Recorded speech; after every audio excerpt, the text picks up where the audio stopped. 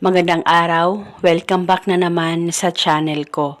Ngayon, may ibabahagi na naman ako na isang ritual upang makakatulong sa relasyon ninyong dalawa ng mahal mo, lalong-lalo na kung kayong dalawa ay nagkamalabuan na sa isa't isa. At gusto mo ba na hindi kanya pakakawalan o hindi kanya hihiwalayan kailanman? Pwes, gawin mo itong ritual na ibabahagi ko sa inyo ngayon. Ito'y napaka-epektibong ritual, basta dapat buo ang loob mo na gawin ito. Pwede gawin itong ritual sa kahit na anong araw o oras na gusto mo. Ang gagawin mo lamang, maghanda ka ng kanyang larawan, actual photo niya, o kahit na anong larawan na meron ka sa kanya ay pwedeng gamitin.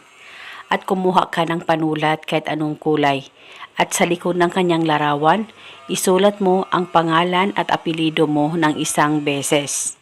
At pagkatapos mo na itong masulat, ay kumuha ka ng pula na pantali, pula na ribbon o pula na thread o pula na sinulid ay pwedeng gamitin. At i-roll mo lamang ang kanyang larawan at pagkatapos talian mo ng pula na pantali. At pagkatapos mo na itong matalian, ay hawakan saglit ang kanyang larawan. Pakaisipin mo siya, mag-focus at mag-concentrate ka at ibulong mo ang mga salitang ito. Pangalan at apelido, sa pamamagitan nitong ritual, ako ay hindi mo pakakawalan o hihiwalayan kailanman. Ibulong mo lamang ito ng paulit-ulit kahit ilang beses ay pwede po. At pagkatapos ay itong larawan niya ay pwede dalhin kahit saan ka man magpunta o pwede mo itong itago sa safe na walang makakakita at makakaalam. Pwede mo rin itong ilagay sa ilalim ng unan mo at uunanan mo ito.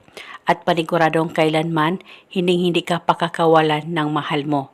Basta magtiwala ka lang, gawin sa mabuti at hilingin ng buong puso. At itong ritual ay itago o dalhin pang matagalan dahil isa itong gabay para patuloy kayong magmamahalan at maganda ang takbo ng relasyon ninyong dalawa ng partner mo.